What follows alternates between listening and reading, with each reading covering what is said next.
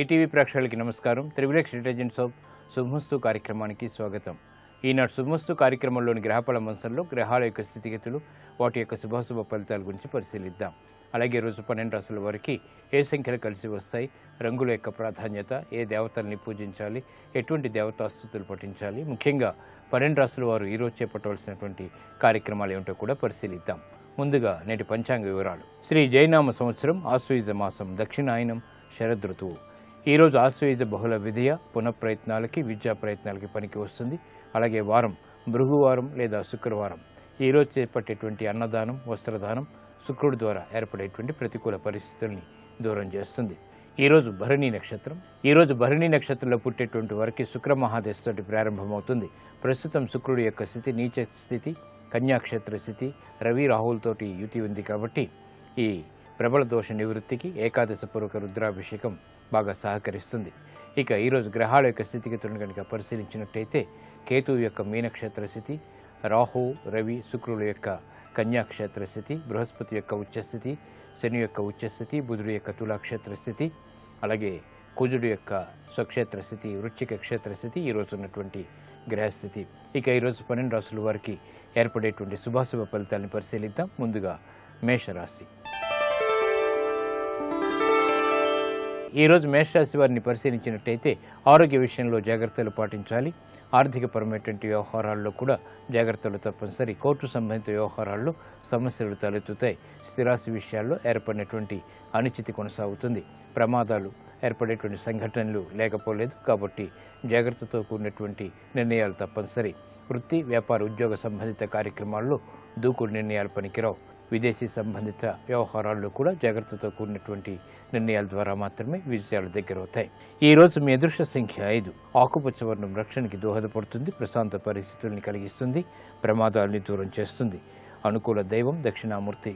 ఈరోజు ఈ రాశి వారు దక్షిణామూర్తిని దర్శించి నమస్కరించి పూజించడం ద్వారా ఆలోచన దోషాలు దూరం అవుతాయి. ఆలోచన సంపత్తి పెరుగుతుంది. తెలివైనటువంటి నిర్ణయాలు తద్వారా విజయాలు చేజిక్కించుకోగలుగుతారు. ఆరోగ్య పరీక్షలు ఈరోజు మీకు మేలును కలిగిస్తాయి. ఈరోజు వృషభ రాశి వారిని పరిశీలించినట్టయితే వ్యవహారాల్లో ఏర్పడినటువంటి సమస్యలకు పరిష్కారాలు పొందగలుగుతారు. నూతన కార్యక్రమాల విషయంలో జాగ్రత్తలు పాటించాలి. పిల్లల విషయంలో శ్రద్ధ తగ్గుతుంది. నూతన వ్యవహారాలు వ్యాపారీత్యా చేపట్టలేకపోతారు. వృత్తి, ఉద్యోగ సంబంధిత కార్యక్రమాల్లో ఏర్పడినటువంటి పొరపాట్లు సవరించుకునేటువంటి అవకాశాలు మాత్రం దగ్గరవుతాయి. విదేశీ సంబంధిత లావాదేవీలు బాగానే కలిసి వస్తాయి. దూకుడుతో కూడినటువంటి నిర్ణయాల ద్వారా సమస్యలు ఎదురవుతాయి. సంబంధ బాంధవ్యాల విషయంలో సమస్యలు కొనసాగుతాయి. ఈరోజు మీ అదృష్ట సంఖ్య 2. తెలుపు వర్ణం ప్రశాంతతను పెంచుతుంది. సమస్యలకు పరిష్కారాలు తెచ్చిపెడుతుంది. అనుకూల దైవం ఆంజనేయ స్వామి. ఈరోజు ఈ రాశివారు ఆంజనేయ స్వామిని దర్శించి నమస్కరించి పూజించడం శ్రేయస్కరం. ఆంజనేయ స్వామికి చేసేటువంటి తమలపాకు పూజలు, ఆధ్యాత్మిక పూజలు ఈరోజు మీకు మనోధైర్యాన్ని పెంచి విజయాలను దగ్గర చేస్తుంది. ఆర్థిక పునఃప్రయత్నాలు ఈరోజు మీకు లాభిస్తాయి. ఈరోజు మిథున రాశి వారిని పరిశీలించినట్లయితే కార్యాల్లో కార్యసిద్ధి సాధించగలుగుతారు. వ్యాపార ప్రయోజనాలను సాధించడానికి చేసేటువంటి కార్యక్రమ నిర్వహణలో లోపాలు వెలుగులోకి వస్తాయి. వాహన విషయాల్లో జాగ్రత్తలు పాటించాలి. చిరు సమస్యలు ఆర్థికంగా కొనసాగినప్పటికీ నెట్టుకు రాగలుగుతారు. కుటుంబ వ్యవహారాలు బాగానే అనుకూలిస్తాయి. ప్రాధాన్యతను సంతరించుకునేటువంటి అంశాలు వ్యాపారరీత్యా కొంతవరకు ఉపయోగపడతాయి. క్రీడా సంబంధిత వ్యవహారాల్లో సమస్యలు తలెత్తుతాయి. ఈరోజు మీ అదృష్ట సంఖ్య 3. పసుపు వర్ణం త్వరితగతిని శుభాలని కలిగిస్తుంది. ప్రతికూల పరిస్థితుల్ని దూరం చేస్తుంది. అనుకూల దైవం సుబ్రహ్మణ్య స్వామి. ఈరోజు ఈ రాశి వారు సుబ్రహ్మణ్య స్వామిని దర్శించి నమస్కరించి పూజించడం ద్వారా ఆర్థిక వ్యవహారాల్లో ఏర్పడినటువంటి విభేదాలు దూరం అవుతాయి. సుబ్రహ్మణ్య స్వామికి చేసేటువంటి ఆధ్యాత్మిక పూజలు ఆర్థిక వ్యవహారాల్లో ఏర్పడినటువంటి సమస్యలకు పరిష్కారాలని తెచ్చిపెడతాయి. దూర ప్రయాణాలు ఈరోజు మీకు అనుకూలిస్తాయి, లాభిస్తాయి. ఈరోజు కర్కాటక రాశి వారిని పరిశీలించినట్లయితే ఆధ్యాత్మిక కార్యక్రమాల్లో పాల్గొంటారు.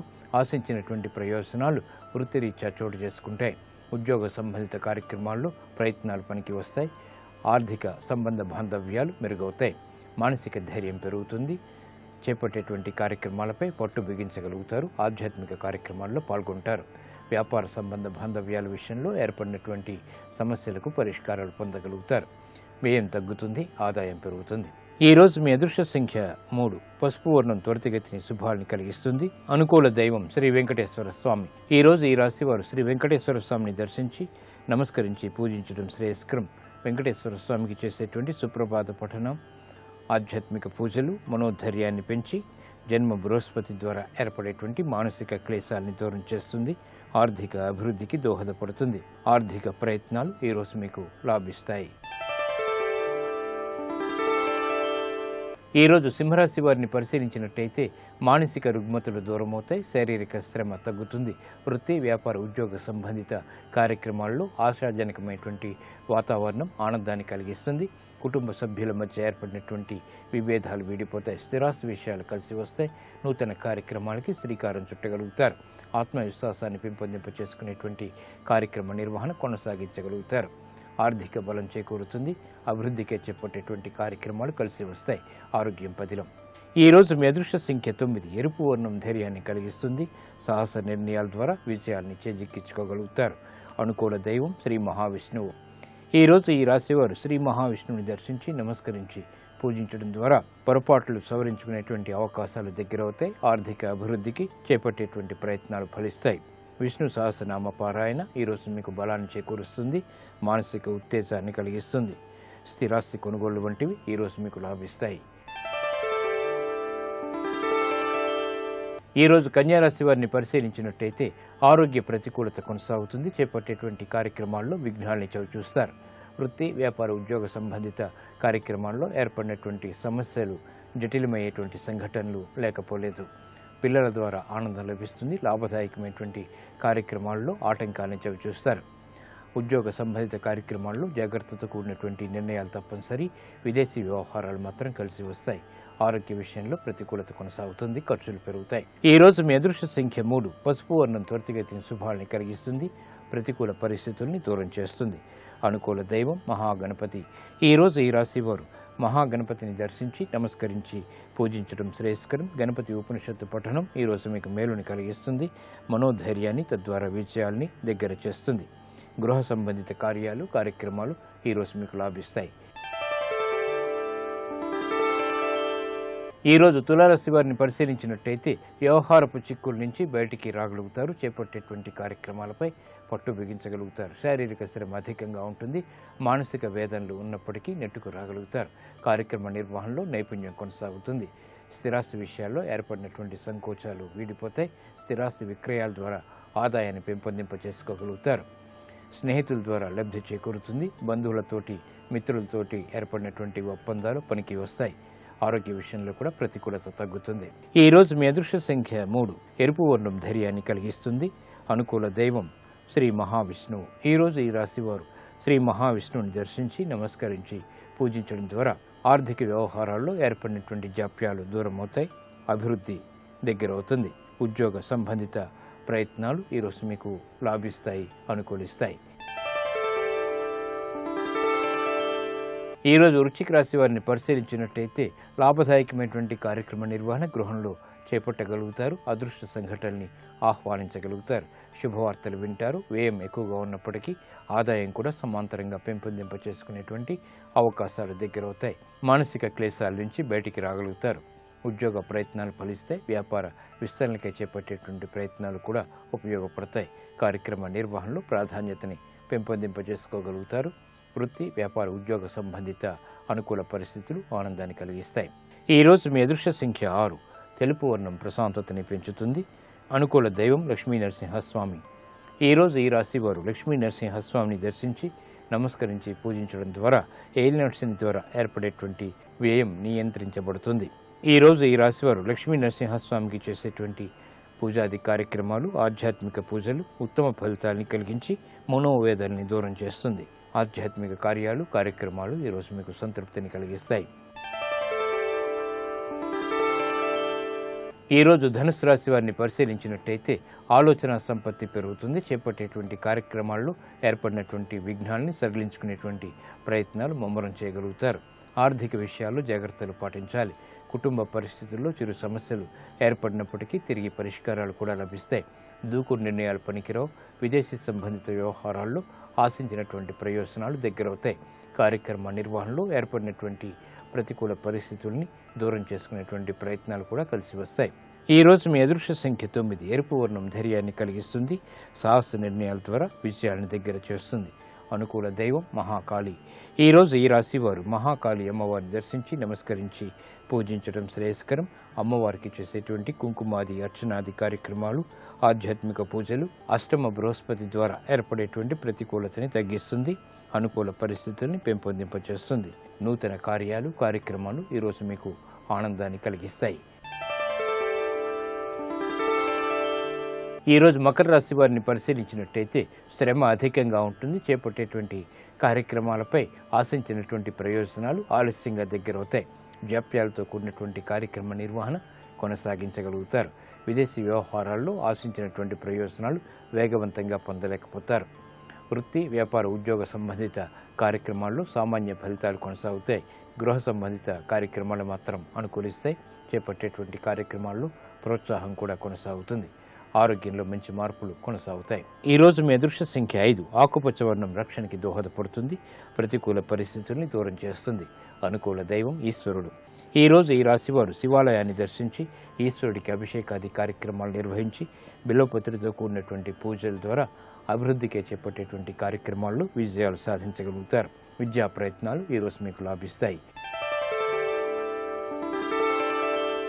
ఈరోజు కుంభరాశి వారిని పరిశీలించినట్టయితే ఆర్థికపరమైనటువంటి వ్యవహారాల్లో జాగ్రత్తతో కూడినటువంటి నిర్ణయాలు తప్పనిసరి. ఆశించినటువంటి ప్రయోజనాల్ని వెంటనే పొందలేకపోతారు.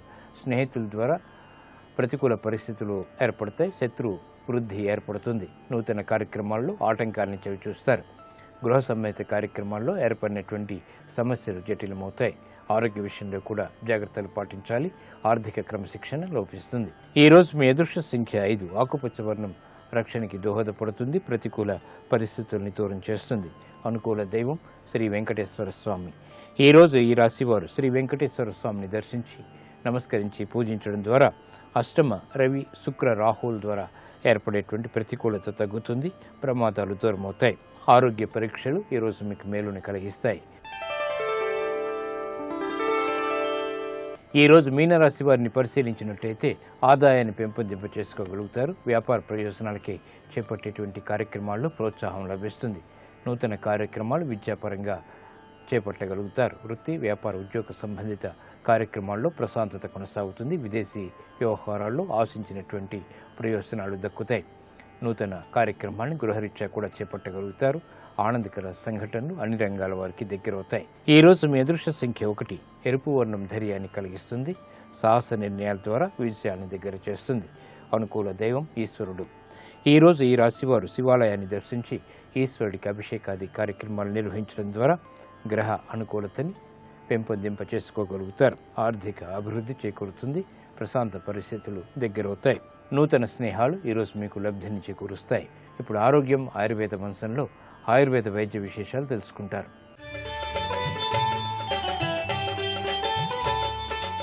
నమస్కారం. ఈనాటి శుభమస్తు కార్యక్రమంలో ఆరోగ్యం ఆయుర్వేదం శీర్షికన అకారణంగా వచ్చేటువంటి నీరసాన్ని తగ్గించుకోవడానికి ఆయుర్వేదంలో ఉండేటువంటి మార్గాల గురించి తెలుసుకుందాం. చాలామందికి అంటే ముఖ్యంగా స్త్రీలలో ఈ సమస్య ఎక్కువగా ఉంటూ ఉంటుంది. ఏ కారణం కనిపించకుండా కూడా బాగా నీరసంగా అనిపిస్తూ ఉంటుంది. కొంచెం పని చేసేటప్పటికి అలసిపోతూ ఉంటారు. ఊరికూరికే నీరసంగా ఉందని పడుకోవాల్సి వస్తూ ఉంటుంది. టెస్టులు ఏం చేసినా సరే రిపోర్ట్లన్నీ కూడా నార్మల్గా వస్తూ ఉంటాయి. ఇలాంటి సమస్య ఏంటంటే చాలా వరకు కూడా మానసికమైనటువంటి ఫ్యాక్టర్ వీటిలలో ఎక్కువగా ఉంటూ ఉంటుంది. ఈ సమస్య ఉన్న వాళ్ళకి కొంచెం ఆందోళన అది ఎక్కువగా ఉండేటువంటి స్వభావం ఉంటుంది.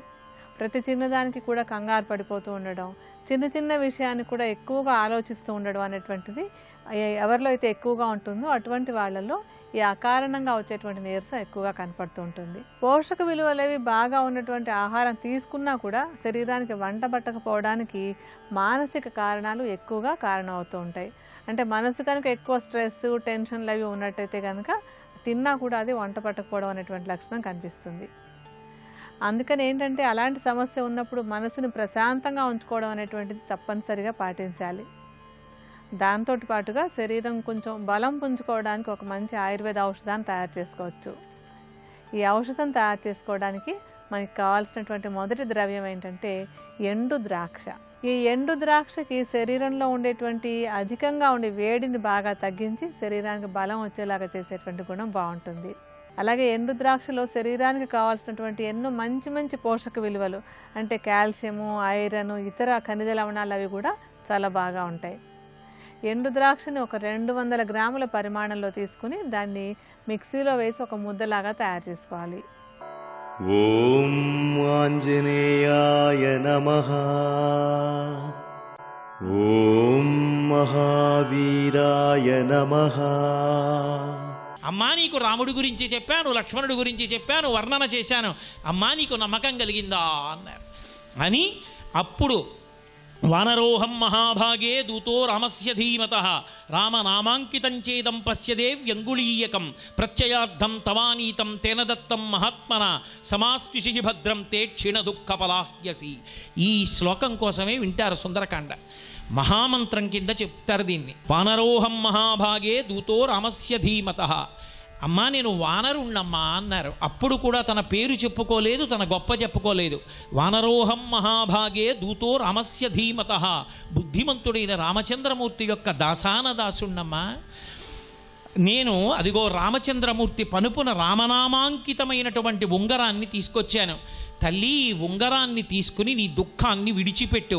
అమ్మా నేను చెప్తున్నాను, ఇవ్వాల్టితో నీ దుఃఖమంతా సమసిపోయింది, ఇక నువ్వు సంతోషంగా ఉండేటటువంటి కాలం ప్రారంభమైందమ్మా అని యోగి అయినటువంటి హనుమ నోటి వెంట వచ్చింది. కాబట్టి సీతమ్మ యొక్క కష్టాలు తొలగిపోయే కాలం వచ్చేసింది. ఆ ఉంగరాన్ని చేతిలో పెట్టారు. పెడితే ఆ తల్లిట చేతిలో ఉంగరాన్ని పట్టుకుని గృహీత్వా ప్రేక్షమాణాసా భర్తుక్కర విభూషణం భర్తారమివ సంప్రాప్త జానకీ ముదితాభవత్ అన్నారు మహర్షి. ఆవిడ చేతిలో ఉంగరాన్ని పట్టుకుంటే 10 నెలల తర్వాత భర్త కనపడడా అని బెంగ పెట్టుకున్న సీతమ్మకి అకస్మాత్తుగా రామచంద్ర ప్రభువే వచ్చి ఎదురుగుండా నిలబడితే భర్త యొక్క దర్శనం చేత కలిగినటువంటి ఆనందం వల్ల బుగ్గలు ఎర్రబడితే ఎటువంటి స్థితిలో సీతమ్మ ఉంటుందో అటువంటి ఎర్రని బుగ్గలు కలిగినటువంటి సీతమ్మ యొక్క దర్శనం చేసి ఆవిడ మనసుని ఊరడింపచేసి ఆవిడికి సంతోషాన్ని తన మాటలతో కల్పించినటువంటి మహావీరుడు ఈ లోకంలో హనుమ ఒక్కరే. ఒకడు తన మాటల చేత ఆవిడ్ని చచ్చిపోయేటట్టు చేశాడు, ఒకడు తన మాటల చేత ఆవిడ్ని ఊరడింపచేసి బతుకు మీద ఆశ పుట్టించాడు. మాట గొప్పతనం ఎంతటిదో సుందరకాండలో సౌందర్యంగా కనపడుతుంది. ఎవ్వరూ ఈ ప్రపంచంలో పొందని దర్శనం హనుమ ఒక్కరే పొందారు. అంత 10 నెలల నుంచి ఏడుస్తున్నటువంటి తల్లి ఆ ఏడు పాపి పరమ సంతోషంతో రామచంద్రమూర్తి అకస్మాత్తుగా వచ్చినప్పుడు ఎంత సంతోషపడుతుందో, ఎంత సిగ్గుపడుతుందో అంత సంతోషపడి బుగ్గలు ఎరుపెక్కినటువంటి సీతమ్మని చూసి ఆనందించినటువంటి వారు హనుమ ఒక్కరే వాంగ్మయంలో. అంతటి మహోపకారం చేసినటువంటి వారు. అటువంటి హనుమ ఆ ఉంగరాన్ని ఇచ్చి అమ్మవారికి కృతార్థుడై నిలబడ్డారు. నిలబడితే అప్పుడు అమ్మవారు అడిగింది, నాయనా నీ యొక్క మాటలు విని నేను ఎంత సంతోషించానో తెలుసా, అసలు నా ఆనందానికి అవధులు లేవంది. మహర్షి అన్నారు, సారామ సంకీర్తన వీత శోక రామస్య శోకేన సమాన శోక శరన్ముఖే సాంబుదశేష చంద్ర నిషేవ వైదేహ్య సుతా బభూవ. ఆ తల్లి ఎంత సంతోషాన్ని పొందింది అంటే శరత్కాలంలో ఉండేటటువంటి ప్రారంభకాలమందలి తెల్లటి మేఘం చంద్రుడికి అడ్డొస్తే కొద్దిగా అడ్డొస్తే ఎలా ఉంటుందో అలా ఉందిట ఆవిడ దుఃఖం. అంటే కొద్ది దుఃఖం మాత్రమే మిగిలి ఉంది. ఆవిడ శోకం పోయిందిట. ఏ కారణానికి పోయింది? ఇది గొప్పది. సారామ సంకీర్తన వీత శోక. రాముని యొక్క కథని గానం చేయడం వల్ల, రామకథ చెప్పడం వల్ల, రామ వైభవం చెప్పడం వల్ల, రామనామం చెప్పడం వల్ల ఆవిడ శోకం పోయింది. అంటే సాక్షాత్ జగజ్జనని అయిన సీతమ్మ తల్లి కూడా ఆనందించగలిగిన కథ లోకంలో ఏదైనా ఉంది అంటే ఒక్క రామకథయే. అంటే అమ్మవారి దుఃఖాన్ని పోగొట్టినటువంటి కథ రామకథ. ఆ సారామ సంకీర్తన వీత శోక ఎవరి శోకాన్నైనా పోగొడుతుంది. అందుకే రామనామాన్ని మించిన నామం లేదు. నేను రామనామం చేస్తాను అంటే సాధ్యం కాదు. రామనామం నా చేత పలికించి పరమేశ్వరుడు నన్ను ధన్యుణ్ణి చెయ్యాలి. అందుకే నేను రామనామం పలుకుతాను అనలేదు పెద్దలు. ఈశ్వరా నా చేత రామనామం పలికించి నన్ను ధన్యుణ్ణి చెయ్యవయ్యా అని అడిగారు.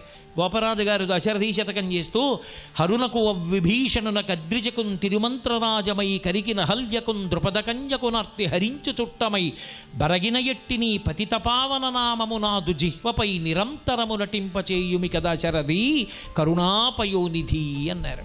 నా చేత పలికించవయ్యా, రామనామం పలికించి ధన్యుణ్ణి చేయవయ్యా అని అడిగారు. అంత గొప్ప నామం. త్యాగరాజస్వామి అంటారు, శ్రీరామ నీ నామం ఎంత రుచిరా, ఎంత రుచి ఎంత రుచి ఎంత రుచిరా, పాలు మీగడల కన్నా పంచదార తేనెల కన్నా శ్రీరామ నీ నామం ఎంత రుచిరా అంటారు.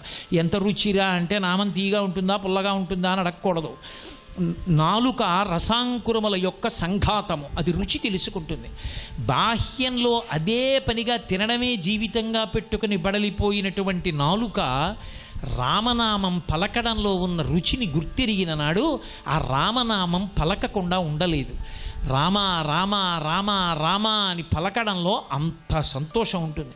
ఎప్పుడూ శ్రీరామ శ్రీరామ శ్రీరామ ఆ నామంలో ఉన్న మాధుర్యాన్ని గుర్తిరిగిన వాళ్ళు నిద్రలో కూడా శ్రీరామనామ జపం చేస్తారు. కాబట్టి ఆ రామనామపు రుచిని గుర్తిరిగిన వాడెవరుంటాడో వాడికి ఆ శ్రీరామ నీ నామం ఎంత రుచిరా, ఇన్నాళ్ళు తాగా పాలు, ఆ పాలదేం రుచి, నీ నామం రుచి అంటాడు. కాబట్టి అటువంటి రామ కథ, ఆ రామనామ వైభవం ఎటువంటిదో చెప్తున్నారు మహర్షి. సారామ సంకీర్తన వీతశోక, ఇది మనకి తారకం కింద ఇచ్చింది రామాయణం. మనిషి అన్న తర్వాత దుఃఖం లేకుండా ఉండడు. మీరు ఒక్కటి జ్ఞాపకం పెట్టుకోండి, ఎప్పుడు అసలు దుఃఖం అనేటటువంటిది పొందకుండా, కష్టం అనేటటువంటిది లేకుండా ఉండాలి అంటే అటువంటి జీవుడు మనుష్య ఉపాధి యందు ఉండడు. కష్టం లేనివాడు ఈ మనుష్య శరీరమునందు ఉండడు. అది వేదాంతం. మనుష్య శరీరంలోకి ఎందుకు పంపిస్తారంటే గత జన్మలలో చేసుకున్న పాపాల్ని పుణ్యాల్ని రెండిటిని అనుభవింప చెయ్యాలి అంటే ఏకకాలంలో ఇందులో పెడతారు. ఇందులో పెడితే ఏదో 4 రోజులు నవ్వుతాడు, ఓ పూట ఏడుస్తాడు, మళ్ళీ 3 రోజులు నవ్వుతాడు, ఓ పావుగంట ఏడుస్తాడు. పాపము పోతుండాలి, సంతోషము కలుగుతుండాలి, రెండింటినీ అనుభవింపచేస్తారు. అందుకే మర్త్యలోకం, ఈ శరీరంలో ఉన్నాడంటే రెండూ ఉన్నాయి. అసలు యథార్థంగా చెప్పాలంటే కష్టాలు వచ్చిన వాళ్ళందరూ పొంగిపోయారు. అమ్మయ్యా నా పాపాలు పోతున్నాయన్నారు. కుంతీదేవి కృష్ణ భగవానుడిని ప్రార్థన చేస్తూ ఒక మాట అంటుంది, యాదవులందు పాండు సుతులందు నాకు మోహ విచ్ఛేదము చేయుమయ్య, ఘనసింధువు చేరిడి గంగభంగి నీపాద సరోజ చింతనముపై అనిశము మదీయ వృత్తి అచ్చదర వృత్తితో గదియగనట్లు చేయగదయ్య ఈశ్వరా అంటుంది. ఈశ్వరా నాకు ఈ మోహం పోగొట్టు. ఇవన్నీ సుఖదుఖాలకి కారణాలు. ఏది ఎలా ఉన్నా ప్రవహించినటువంటి నదికి ఒకళ్ళు దారి చెప్పకపోయినా సముద్రంలో కలిసిపోవడానికి వెళ్ళిపోయినట్టే నీ పాద చింతనమునందు నా మనస్సు ఎప్పుడూ నిలబడిపోయేటట్టు అనుగ్రహించమంటుంది. కష్టం వచ్చినప్పుడు రామనామం పట్టుకోవడం, రామపాదం పట్టుకోవడం చాలా గొప్పది. ఎందుకు నేను ఈ మాట అంటున్నానో మీకు లౌకికమైన ఒక ఉదాహరణ చెప్తే మీరు బాగా పట్టుకోగలుగుతారు. భగవంతుడు మనం చేసినటువంటి పుణ్యానికి ప్రతిఫలంగా ఒక సుఖాన్ని ఇచ్చినప్పుడు ఈశ్వరుడికి నివేదన చేసి అనుభవిస్తే సంతోషిస్తాడు. కానీ ఆయన సిగ్గుపడిపోయేది ఎప్పుడో తెలుసా?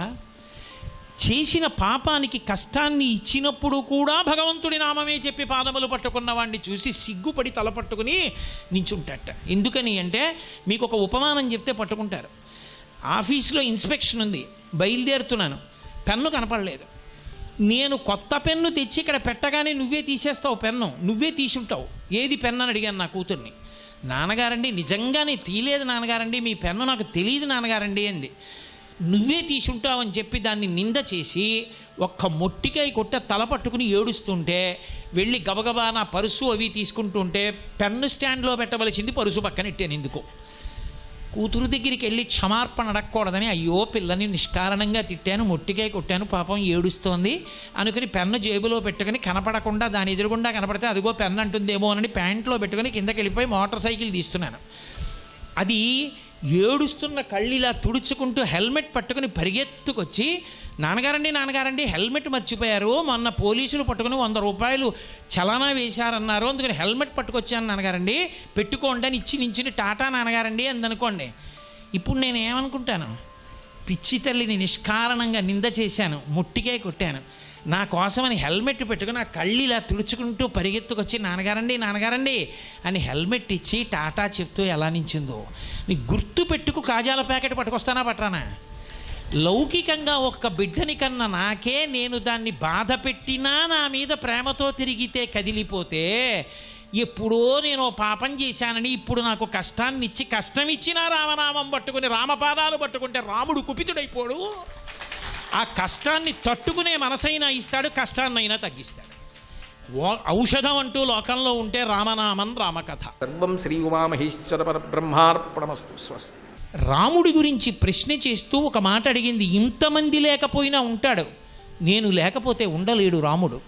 అటువంటి రాముడు నేను కనపడలేదు కనుక ఉన్మాదిలా పిచ్చివాడిలా ప్రవర్తిస్తూ తను ఎలా ఉండాలో అలా ఉండడం మానేశాడా?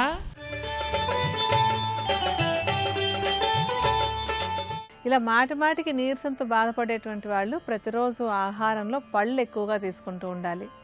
ఇలా పళ్ళు బాగా తీసుకుంటున్నప్పుడు ఏంటంటే శరీరంలో కొన్ని అంటే ఫ్రీ రాడికల్స్ అంటూ ఉంటాం, అవి పేరుకుపోతే కనుక ఇలా నీరసం వచ్చేందుకు అవకాశం ఉంటుంది.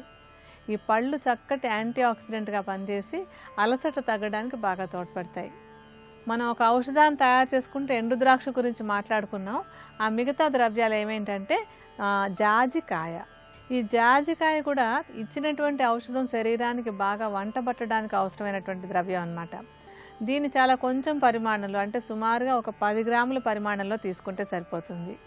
ఇంకా ఆఖరి ద్రవ్యం యాలక్కాయలు. ఈ యాలక్కాయలు కూడా మనం చేసుకునేటువంటి ఈ లేహ్యం చక్కగా అంటే రుచిగా ఉండేలాగా బాగా ఉపయోగపడుతుంది.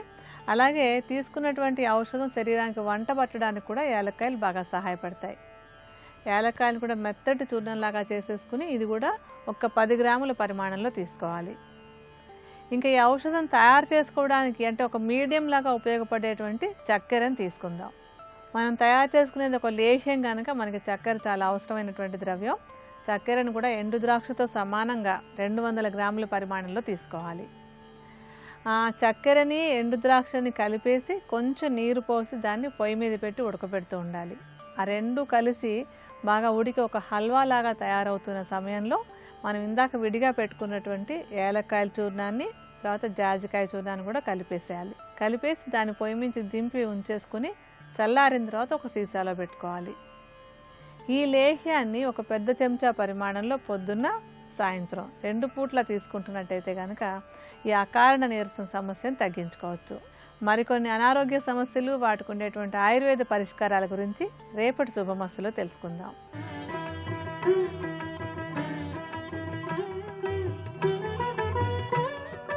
త్రిబులెక్స్ డిటర్జెంట్ సోప్ శుభమస్తు కార్యక్రమంలో శుభయోగం శీర్షికకి స్వాగతం.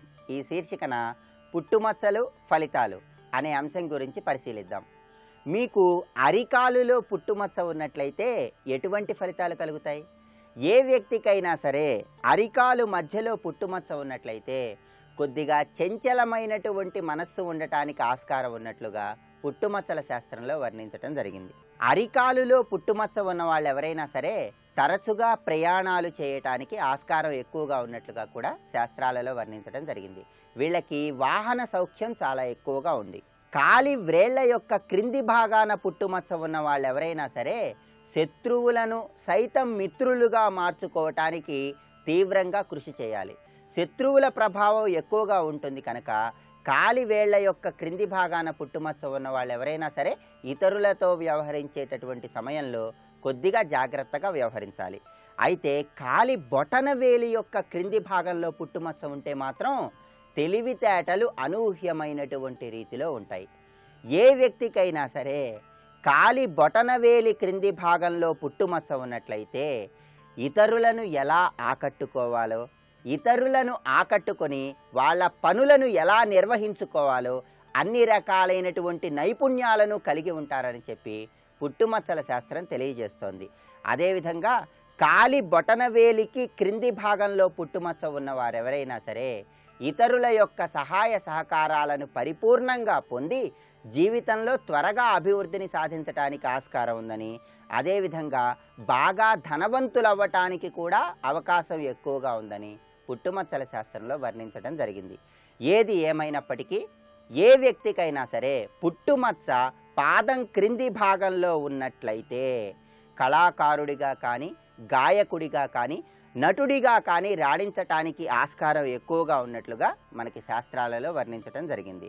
కాలి బొటనవేలి క్రింది భాగంలో పుట్టుమచ్చ ఉన్నవారు ఎవరైనా సరే జీవితంలో సర్వకార్యాలలో త్వరగా చక్కటి అభివృద్ధిని సాధించడానికి ఆస్కారం ఎంతగానో ఉంది. పుట్టుమచ్చల శాస్త్రంలో పురుషులకు ఉన్నటువంటి పుట్టుమచ్చల వల్ల సంభవించేటటువంటి ఫలితాలకు, స్త్రీలకు ఉన్నటువంటి పుట్టుమచ్చల వల్ల సంభవించేటటువంటి ఫలితాలకు తేడా ఉన్నట్లుగా చెప్పడం జరిగింది.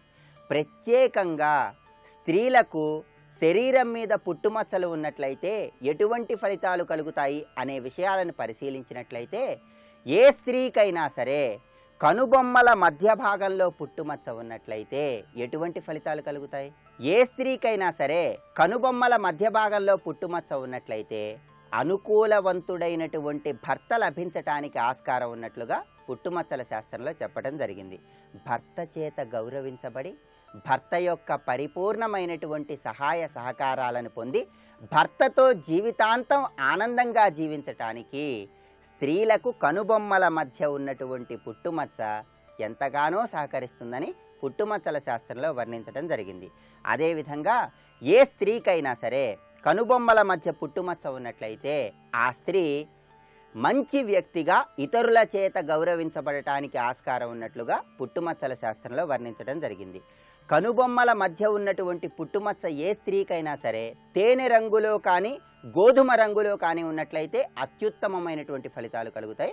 ఎరుపు రంగులో లేదా పసుపు రంగులో ఉన్నా కూడా అనుకూల ఫలితాలు కలుగుతాయి. అయితే నలుపు రంగులో ఉంటే మాత్రం అనుకూల ఫలితాలు కొద్దిగా తగ్గటానికి ఆస్కారం ఉన్నట్లుగా పుట్టుమచ్చల శాస్త్రంలో వర్ణించడం జరిగింది. అదేవిధంగా కనుబొమ్మల మీద పుట్టుమచ్చ ఉన్నా సరే ఏ స్త్రీ అయినా సరే జీవితంలో ఆనందంగా ముందడుగు వేస్తుంది. స్త్రీలకు కనుబొమ్మల మీద పుట్టుమచ్చ ఉన్నట్లయితే వాళ్ళ ఆనందానికి అవధులు అనేవి ఉండవు. సర్వ సుఖాలు అనుభవిస్తారు. నిర్విరామంగా నిండు జీవితాన్ని కొనసాగించడానికి ఆస్కారం ఎక్కువగా ఉంది. జీవితంలో సర్వ సుఖాలు అనుభవించటానికి అవసరమైనటువంటి ధనాన్ని చాలా చక్కగా కలిగి ఉంటారు. ఏ స్త్రీకైనా సరే కనుబొమ్మల మధ్య కానీ, కనుబొమ్మల మీద కానీ పుట్టుమచ్చ ఉన్నట్లయితే మొదట పుత్ర సంతానం కలగటానికి ఆస్కారం ఉన్నట్లుగా పుట్టుమచ్చల శాస్త్రంలో వర్ణించడం జరిగింది. కనుక ప్రత్యేకంగా స్త్రీలకు కనుబొమ్మల మధ్య కానీ, కనుబొమ్మల మీద కానీ పుట్టుమచ్చ ఉన్నట్లయితే జీవితంలో భర్తతో పరిపూర్ణమైనటువంటి అనుకూలవంతమైనటువంటి దాంపత్య జీవితాన్ని గడపటానికి, సర్వ సుఖాలను పొందటానికి ఆస్కారం ఎంతగానో ఉందని పుట్టుమచ్చల శాస్త్రంలో వర్ణించడం జరిగింది. ఇంకా స్త్రీలకు ఉన్నటువంటి పుట్టుమచ్చలకు సంబంధించిన మరిన్ని ఆసక్తికరమైన విశేషాంశాలను గురించి వచ్చే శుక్రవారం శుభమస్తు కార్యక్రమంలో శుభయోగం శీర్షికన తెలుసుకుందాం. రేపటి శుభమస్తు కార్యక్రమంలో శుభయోగం శీర్షికన కార్యసిద్ధి ప్రక్రియలు అనే అంశం గురించి పరిశీలిద్దాం.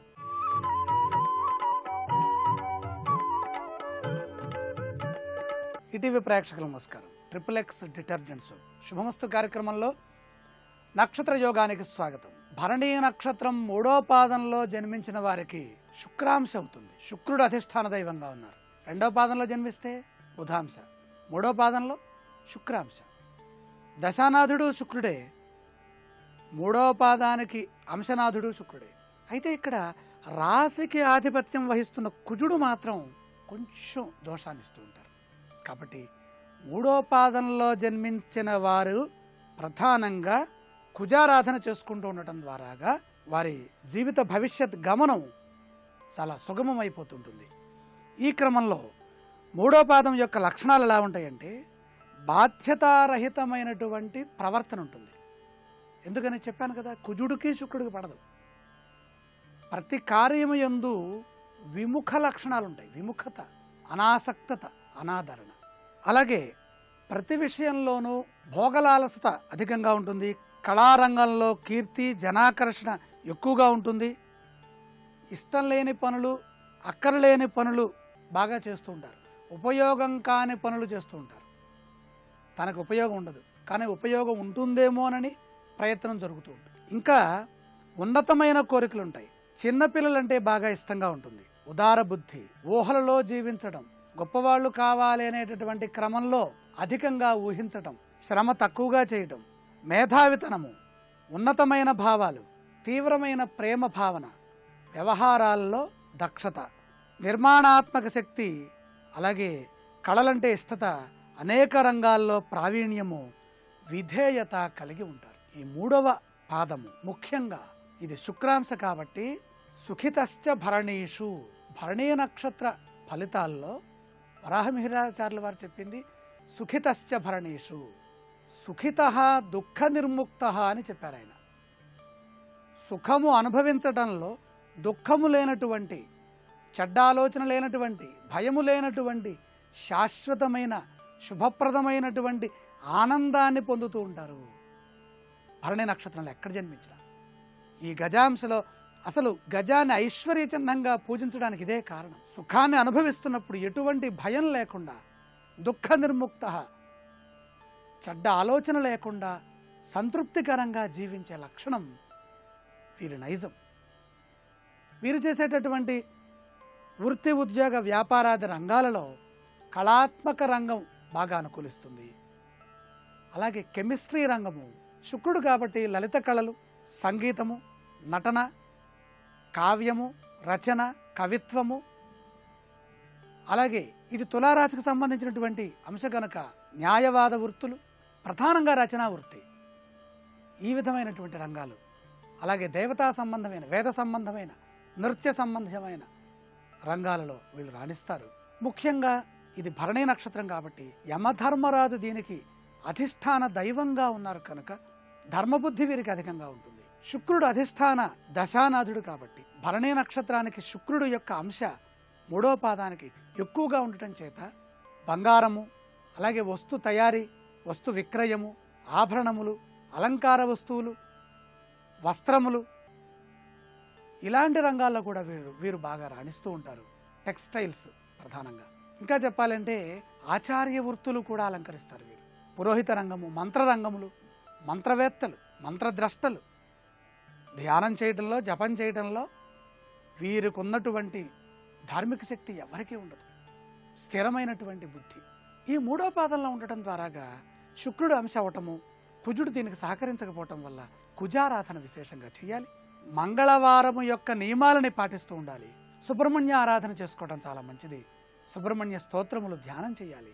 వీరికి త్వరగా వివాహం అవుతుంది. అభీష్టాలు ఎక్కువగా ఉంటాయి. కళల యందు ఇష్టము, కళలలో ప్రవేశము కూడా అధికంగా కనపడుతుంది.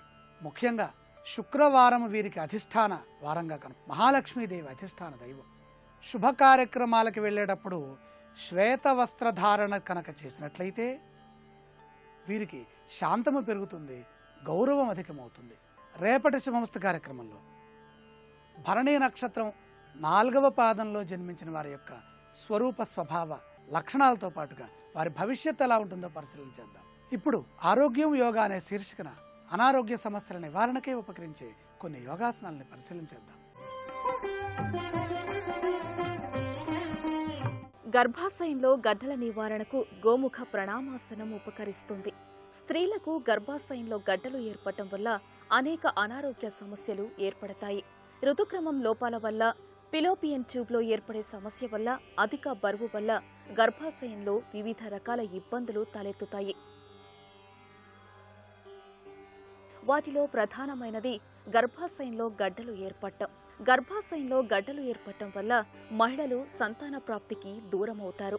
గర్భాశయంలో గడ్డలు లేదా కణుతుల నివారణకు గోముఖ ప్రణామాసనం ఉపకరిస్తుంది. నేలపై కూర్చొని 2 కాళ్లను ఒకదానిపై మరొకటి ఉంచి ముడవాలి. వీపుపై 2 చేతుల్ని ప్రణామముద్ర ప్రదర్శించాలి. మోకాలిపై తల, కంఠం ఉంచాలి. గోముఖ ఆకృతిలా ఈ ఆసనం గోచరమవుతుంది కాబట్టి దీనిని గోముఖ ఆసనంగా వ్యవహరిస్తారు. ఈ ఆసన సాధన వల్ల గర్భాశయంలో గడ్డలు లేదా కణుతులు కరిగిపోతాయి.